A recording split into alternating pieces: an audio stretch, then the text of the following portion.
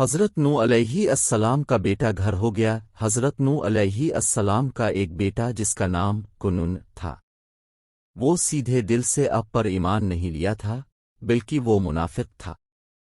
اور اپنے کفر کو چھپے رکھا تھا، لیکن طوفان کے وقت ہمیں اپنے کفر کو ظاہر کر دیا۔ حضرت نو علیہ السلام نے کشتی پر سوار ہوتے وقت کو بلایا اور فرمایا کہ میرے پیارے بیٹے، تم کشتی پر سوار ہو جاؤ اور کافروں کا ساتھ چھوڑ دو۔ اس نے کہا کہ میں طوفان میں پہاڑوں پر چڑھ کر پناہ لے لونگا سے اپنے بڑی دل سوجی کے ساتھ فرمایا کا بیٹا، آج خدا کے عذاب سے کوئی کسی کو نہیں بچا سکا۔ خان جس پر خدا ونڈے کریم اپنا رحم فرمائے بس وہی بچ سکتا ہے۔ بیت میں یہ ہوتی کہ اور ہو گیا، اور ایک رویتے میں یہ بھی آیا ہے کہ کنون ایک بلند پہاڑ پر چڑھا کر ایک گھر میں چھپ گیا اور گھر بند کرنے کے لیے طوفان کی موج ہمیں پہاڑ کی چھوٹی سے ٹکرے سے گھر میں پانی بھر گیا، یہ طرح کنا اپنے بولو بارس میں لٹ پات ہو کر گھر ہو گیا۔ قرآن مجید میں اللہ عز و جل نے اس بات کے بارے میں ارشاد فرما دیا کہ ترجمہ کنز الایمان، اور نو نے اپنے بیٹے کو پکارا اور ہم سے کنارے تھا، میرے بچے ہمارے ساتھ ساتھ سوار ہو جا اور کافروں کے ساتھ نہ ہو۔ بولا اب میں کسی پہاڑ کی پناہ دیتا ہوں، مجھے پانی سے بچا لی گا۔ کہار آج اللہ کے عذاب سے کوئی بچنے والا نہیں مگر جس پر وہ رحم کرے، اور ان کے بیچ میں موج ادی تو وہ ڈبٹن میں رہ جایا۔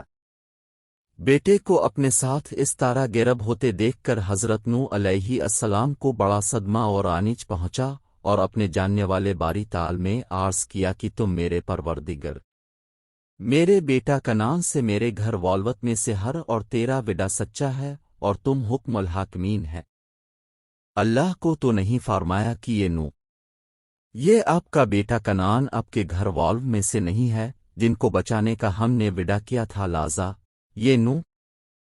تمہارا یہ سوال تک نہیں ہے، اس لیے تم مجھ سے ایسی کسی بات کا سوال نہ کرو جس کا تمہیں علم نہیں ہے۔ تو حضرت نو علیہ السلام نے کہا کہ میرے پروردگار،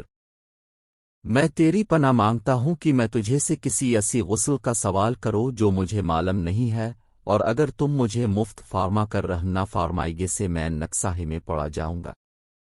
قرآن مجید میں حضرت حق نے اس بات کو بیان کر کے ارشاد فرما دیا، اور نوح نے اپنے رب کو پکارا، عرض کی تم میرے رب،